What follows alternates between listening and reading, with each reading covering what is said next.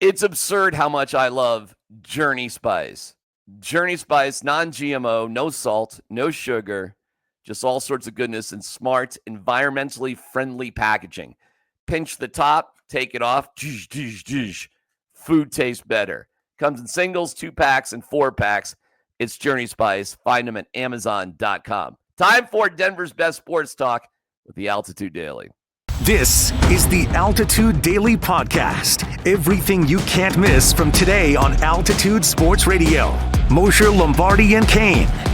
Vic asked the question earlier about, I was talking about Cale dancing in from the blue line after he fakes the slapper. He dances in, and he says, well, how long can he continue to do that? And I said, well, I think forever, because there's just a handful of guys on the planet who can do that and use his edges and then freeze the opposition for just that split second to be able to dive through, get the shot off, and of course Lehkonen, cleans up on the doorstep. But can you talk about how elite that really is? It may seem like just a little thing when he's dancing in, but it's just something when you see it, even the opposition hardly ever sees it, and they just get floored by it. Yeah, well, it's definitely a repeatable act for Cale, and it's because of this. Like, if he starts to move across the blue line and he stutter steps, and you don't stay with him, he'll just take off in that direction and activate on you. So like it's just what was so impressive about last night, if you rewatch it on video, is there's 3 forwards coming high in the zone for LA to cover our guys, and Cale takes it across the middle and pump fakes the guy with the shot and cuts back inside. Okay, now most guys would cut back inside and try to get a step on just that guy, right? Just the guy that was covering him, which is what Cale was trying to do. But the guy's kind of closing in off the half wall, top of the circles area, and he explodes through that seam and gets by a guy that's probably 10, 12 foot deeper than the first guy. It was incredible. When you saw it live, I was like, whoa. And I've seen him do that. I've seen him take off a lot, but he had one in practice the other day where I was like, what was that? Like just kind of pause and like look at all the other coaches. How did he get through that seam so quick?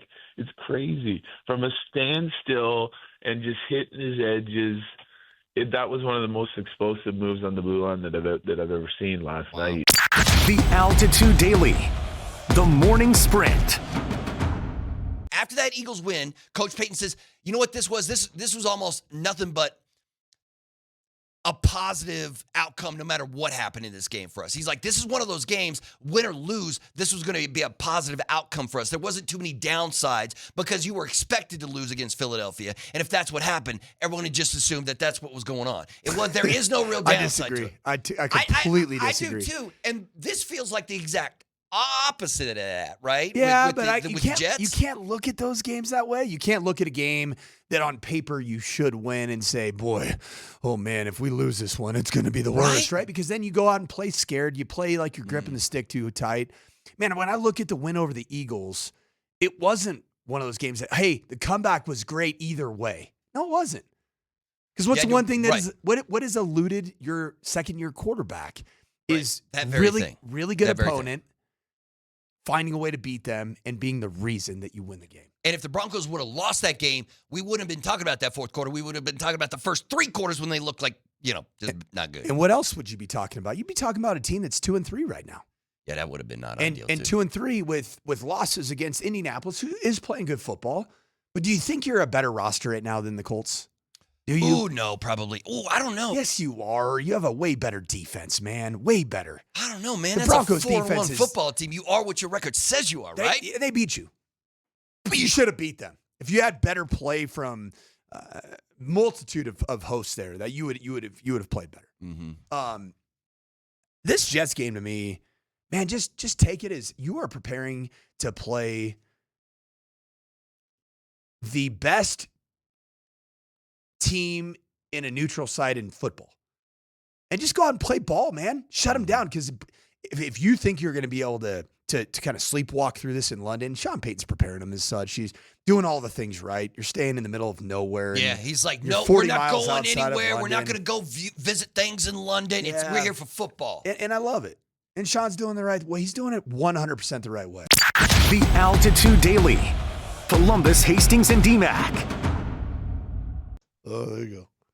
Hey, when you look at this game, D-Mac broke down the Jets a while ago. What do you see from the Jets? Is there really any way that the Denver Broncos should or could lose to the Jets? Scotty, I think it's always turnovers. Your quarterback throws a couple early picks. Any of that stuff is what gets you in trouble against a team that hasn't done well. So,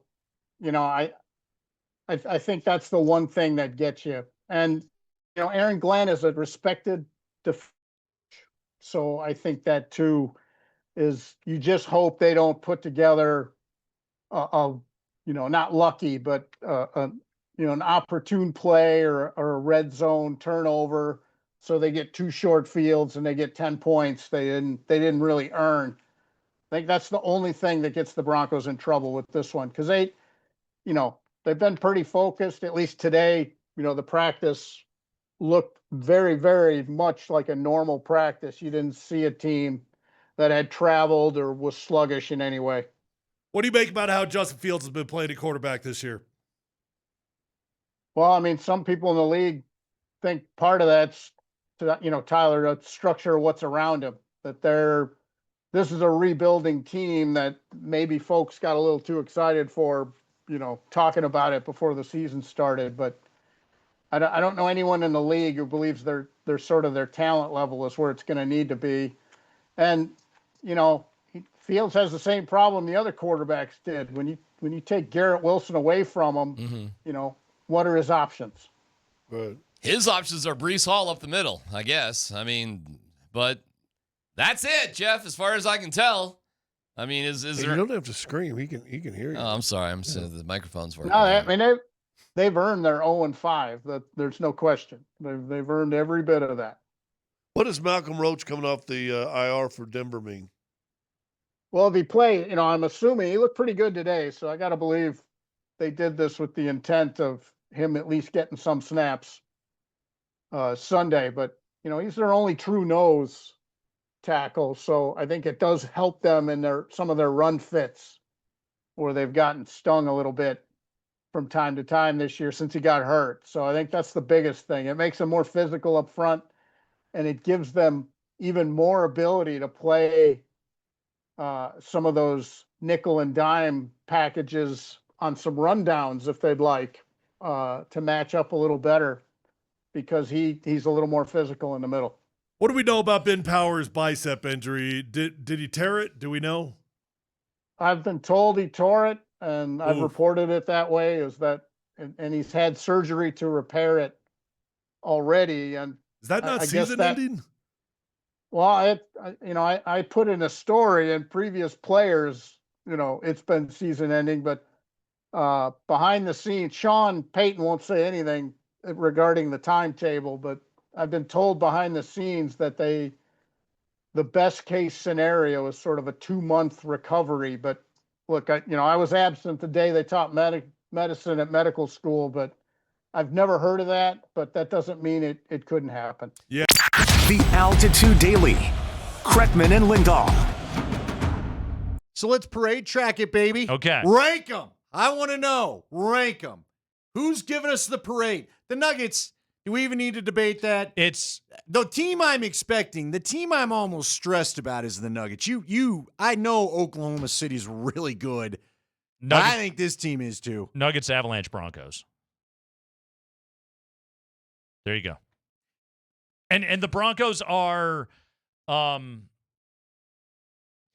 can they move above the Avalanche? I'd like to see them win a playoff game, Yeah, I get it, Nate. I'd like to see them get into January and like, okay, can you beat the Buffalo Bills? No, I'm with you. Can you knock off the Chiefs at that time of year? Like, all right, let's see all of that. So I still have to have the Broncos below the Avalanche. Like, no matter what, the Avalanche still have the best player in the world, the best defenseman in the world. They've got, as long as you have those two dudes, you're contenders every single year. Plus Landeskog is back, and you re-sign Brock Nelson, and your blue line is deep as hell. And you got to get Mackenzie Blackwood back, but like this Avalanche team is a legitimate Stanley Cup contender. You just put it in ink. As long as 29-8 are suiting up out there, you're good to go. And oh, by the way, like, hey, what about a world where Marty Necas looks like regular season Marty and not playoff Marty from last year,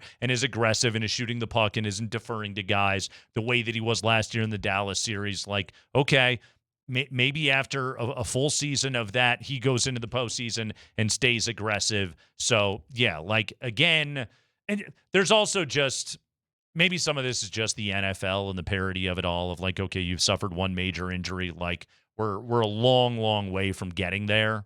Okay, but see, I'll pick up on your point. I can't put anybody over the Nuggets and the Avs. I love the Avalanche. I love what I saw last night. And if this team stays, we usually do the if you stay healthy thing with the football teams. Yeah. You just laid out. Yeah. I love them healthy. Mm-hmm. And who knows? Healthy. If this group finds a way to stay, everyone's going to have their little 1 week, 2 weeks, whatever. And they don't even have Logan O'Connor back yet. There's another guy that you got to get healthy. If they could stay healthy, I love their chances.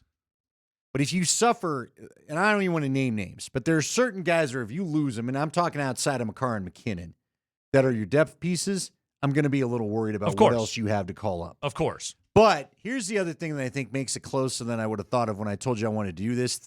I meant to send you the rankings.